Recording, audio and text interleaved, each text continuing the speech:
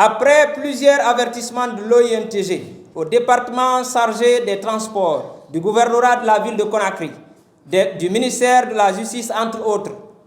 que nos membres soient victimes d'arrestations arbitraires et de séquestration par les commissariats centraux de police et d'unités de gendarmerie établis dans la zone,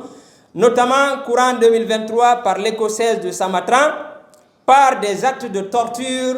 de 6 de nos camarades de 600 coups chacun sur les fesses pendant 4 jours, et courant 2024 par la même unité d'arrestation et de séquestration pour cause du port de nos gilets et de nos badges. À T8, le 16 août 2024, où plus de 50 gilets ont été déchirés et 6 d'entre de nos membres ont été emprisonnés 4 heures avant d'être libérés à Symphonia Gare et à la T7 Carrefour Casse, à la station BTN le 19 septembre 2024, où 12 de nos camarades ont été arrêtés par la même unité sur instruction de la présidente de la délégation spéciale de Symphonia, et le 17 septembre par le commissariat central de Symphonia sur instruction de la présidente de la délégation spéciale à la demande de la CNTG, avant d'être conduits tous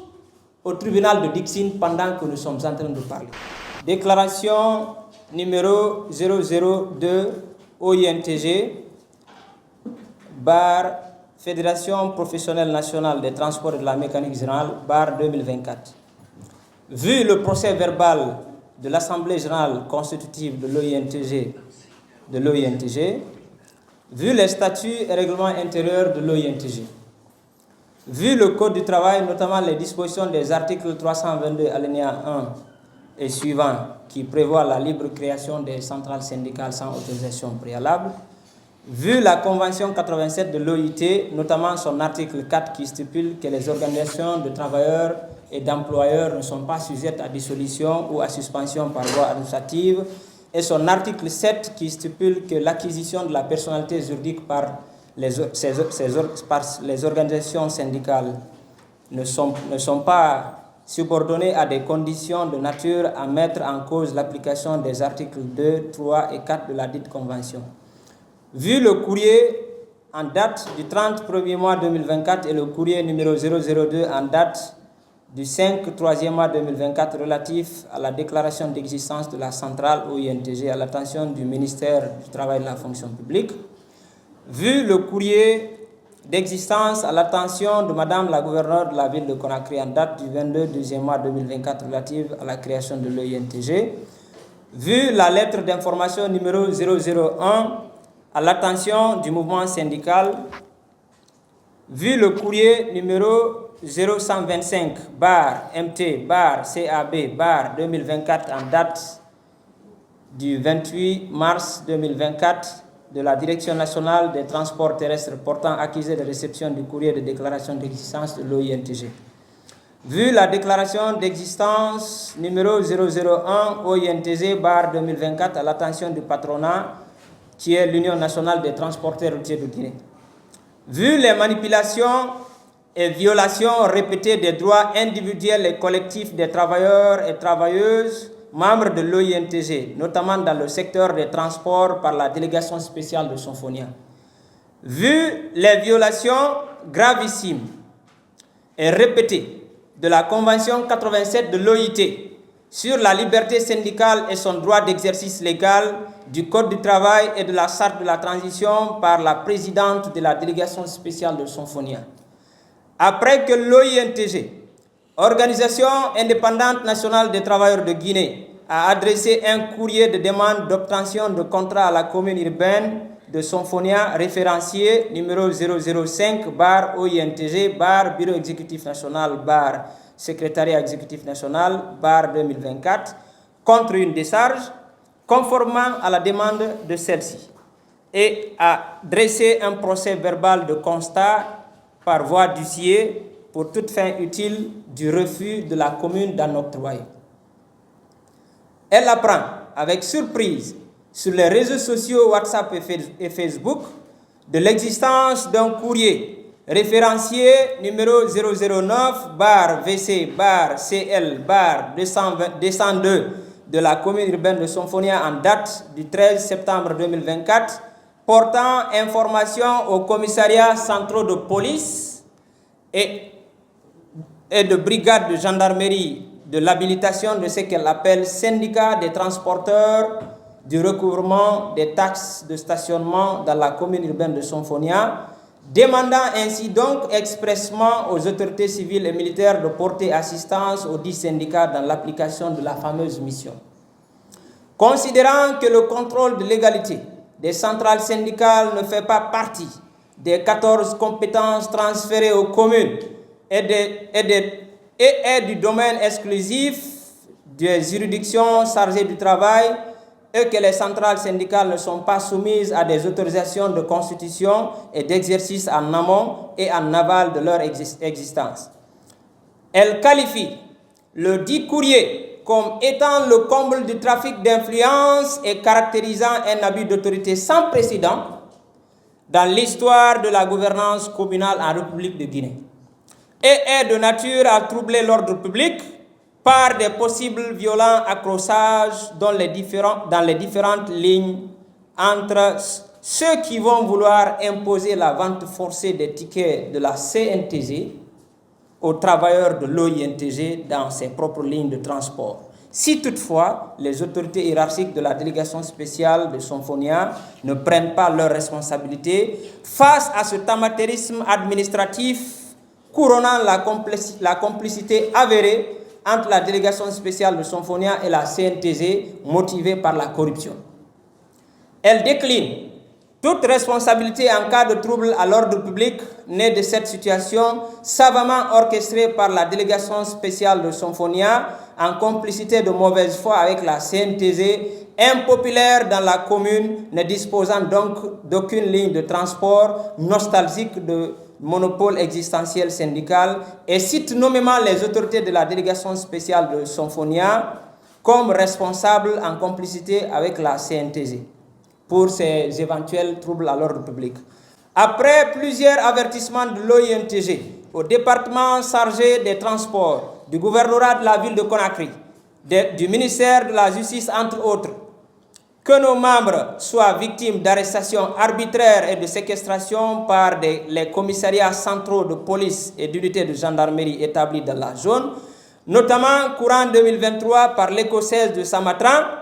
par des actes de torture de 6 de nos camarades de 600 coups chacun sur les fesses pendant 4 jours, et courant 2024 par la même unité d'arrestation et de séquestration pour cause du port de nos gilets et de nos badges. À T8, le 16 août 2024, où plus de 50 gilets ont été déchirés et 6 d'entre de nos membres ont été emprisonnés 4 heures avant d'être libérés à Sonfonia Gare et à la T7 Carrefour Casse à la station BTN le 19 septembre 2024, où 12 de nos camarades ont été arrêtés par la même unité sur instruction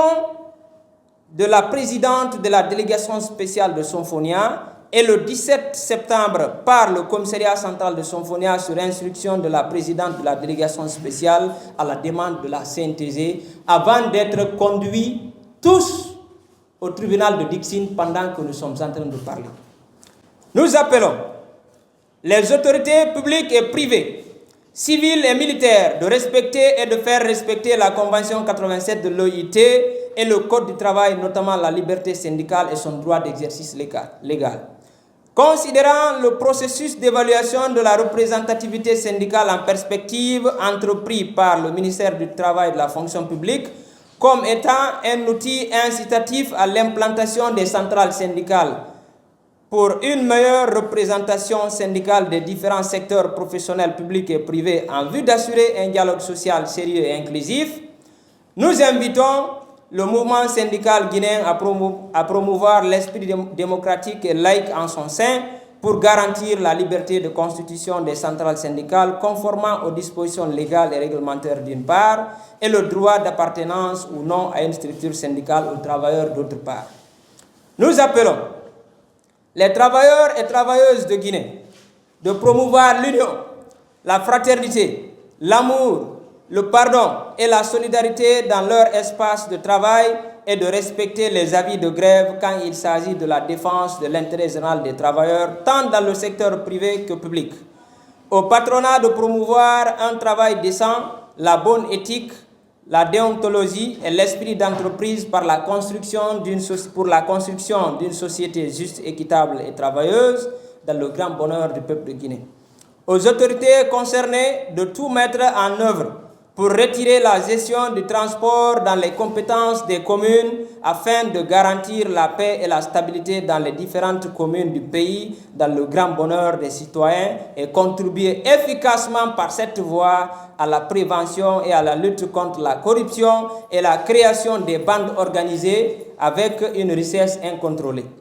Nous appelons au patronat de promouvoir l'investissement privé et local afin de contribuer à la lutte contre l'immigration clandestine, l'exode rural et le chômage chronique de la jeunesse, parfois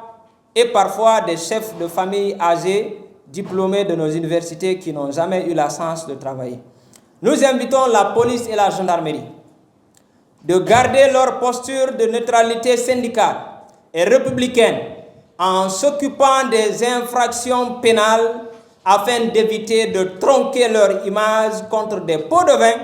ou par complaisance exécutoire d'ordre manifestement illégal au détriment de la foi de leur serment et au risque de poursuites judiciaires car nul n'est au-dessus de la loi. Nous attirons l'attention de l'opinion publique nationale et internationale par rapport aux agissements de certains commissariats centraux de police et d'unités de gendarmerie qui se font complices de la délégation spéciale de Symphonia au service de la CNTG, nostalgique d'abus d'autorité et de monopole existentiel, de trafic d'influence qui se donne le prérogative de contrôle de l'égalité et empêche la libre implantation des centrales syndicales au détriment du pluralisme syndical, contrairement aux prescriptions de la Convention 87 de l'Organisation internationale du travail, OIT, du Code du travail consacrant la liberté syndicale reconnue par la Charte de la transition, dont arrestation et séquestration arbitraire sont les boussoles qui orientent leurs actions motivées par la corruption. Nous mettons en garde donc les responsables de ces abus par complicité ou par complaisance et menaçons de nous faire entendre quand il s'agit de la protection des droits de nos travailleurs. Et nous nous réservons du droit de poursuivre en justice tout imposteur, policier, gendarme et membre de la délégation spéciale qui désormais interférera dans les activités syndicales. Camarades, salut, ensemble unis et solidaires, nous vaincrons. Merci pour votre aimable attention.